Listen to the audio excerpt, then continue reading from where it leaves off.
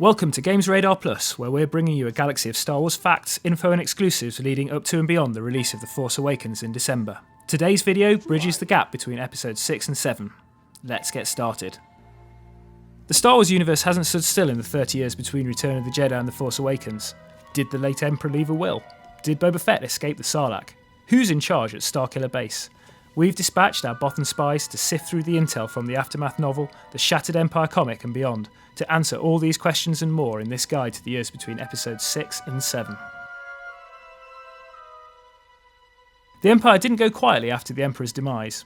Imperial remnants continued to fight the rebellion, which was soon rebranded as the New Republic. We've learnt from Shattered Empire that the late Emperor Palpatine sent out an army of robot messengers carrying his last will and testament, commanding loyal officers to purge planets of strategic importance, including the Emperor's homeworld of Naboo. It turns out that the parents of Poe Dameron, a key character in the new movie played by Oscar Isaac, fought for the rebellion against the Empire. In fact, Shara Bey and Kez Dameron went on missions with Han, Luke and Leia. Luke gave Shara a Force-powered tree. Poe grew up near to it on Yavin 4. Does that mean he has the Force? A year after the Battle of Endor, a pivotal battle took place between the New Republic and the Empire over the desert world of Jakku. This skirmish caused the Star Destroyer Inflictor to crash land on the planet. That's the same Star Destroyer we saw crashed in the second trailer.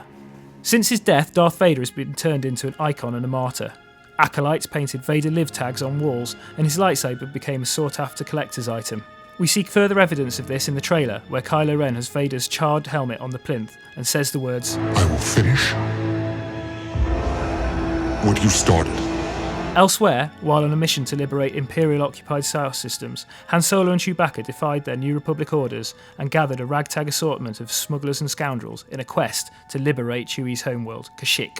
Perhaps most interestingly, Aftermath revealed that some Mandalorian armour, pitted and pocked as if with some kind of acid, was found on Tatooine.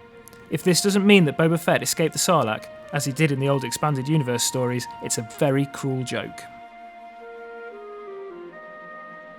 The First Order, a group with similar ideals to the Empire, will eventually spring up to take its place. Chuck Wendig's Aftermath novel, set after the Battle of Endor, revealed a nameless, manipulative Imperial admiral.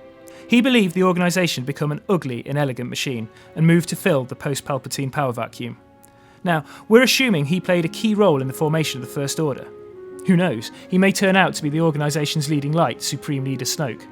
He's the guy who talked about there being an awakening in that first teaser a year ago.